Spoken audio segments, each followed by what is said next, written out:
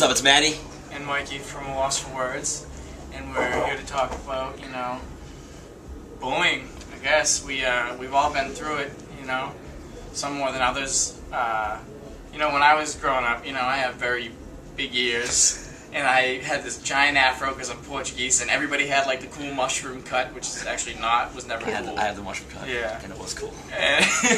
But I didn't really have that many friends. I was poor. I always wore the worst clothes, hand-me-downs, and stuff like that. And I didn't really have that many friends. But getting made fun of every day. I would get, and my last name is Adams. There'd be the Adams family, like every day. But I think if you just try not to let it get to you, to a certain point, it does get better. If you have, show people your personality as people get older. They become, more accepting to you as a person, than opposed to your appearance or your, like physical appearance or your clothes, stuff like that doesn't really matter, when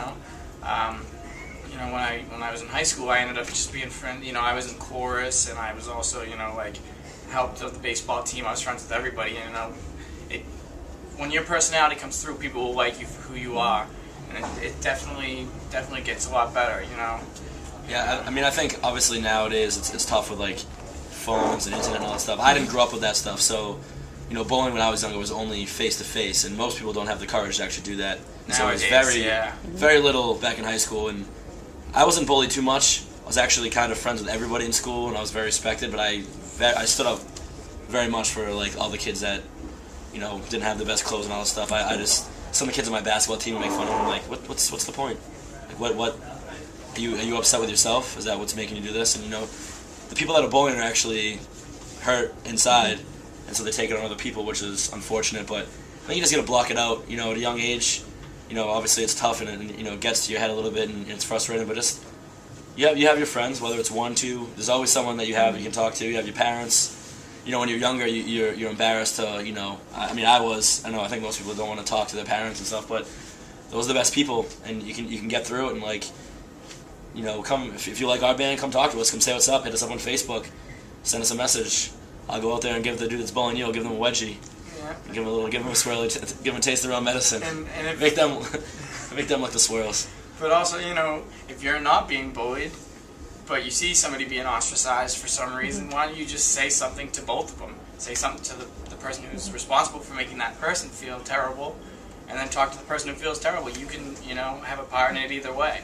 And it's crazy, like later on in life, a lot of the kids that were bullied in school that I stood up for, I see them, like one time I was fixing my car, and the guy was like, dude, you can just have this part.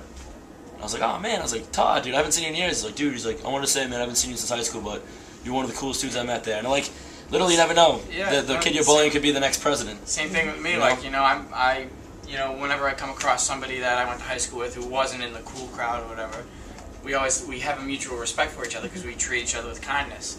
And, it goes a long way. It's pretty much... Life's too short. Yeah. So don't bully. If you get bullied, come hang out with us. We'll accept you. You can be with us. Be in our crew, the Misfits.